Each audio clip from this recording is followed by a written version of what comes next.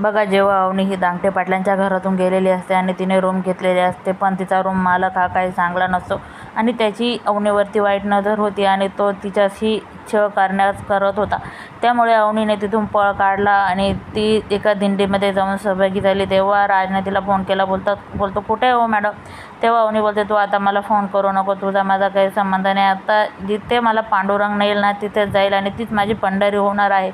त्यामुळे आता इथून पुढे तू मला फोन करू नको आणि तुझा माझा काही संबंध नाही. तेव्हा अवनीने असं बोलून फोन कट केलेला असतो.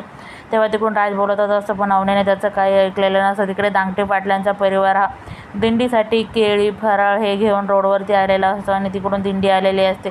दिंडीमध्ये सगळे एकदम खुश होते, पण राजचं हे लक्ष अवनीकडंच होते, अवनीच्या बोलण्याकडंच होतं, कारण त्याला काही माहिती नव्हतं.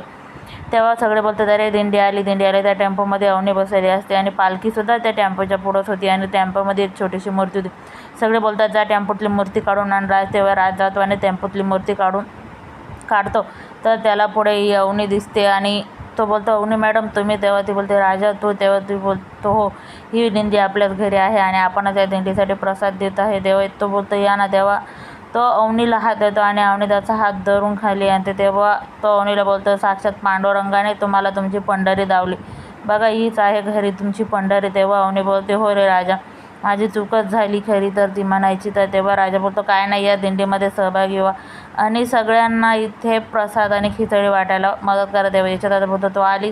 तेव्हा अवनी बोलते, हो यशोदादा, मी सगळं सांगेल. पण नंतर तेव्हा तो बोलतो, ठीक आहे, मला सांग, नाही तर नको सांगू काय. या आपण इथे सगळे फराळ वाटू वारकऱ्यांना आणि आपल्या हातून पुण्य घडवते. तेव्हा अवनी बोलते, किती छान आहे लोक, यांनी मला एका मिनिटात त्यांच्या परिवारात पुन्हा सामील करून घेतलं आणि मी वेळी यांच्या परिवारापासून लांब लांब पळतीये. सॉरी विठ्ठला, मला माफ कर, पण परत नाही जाणार मी.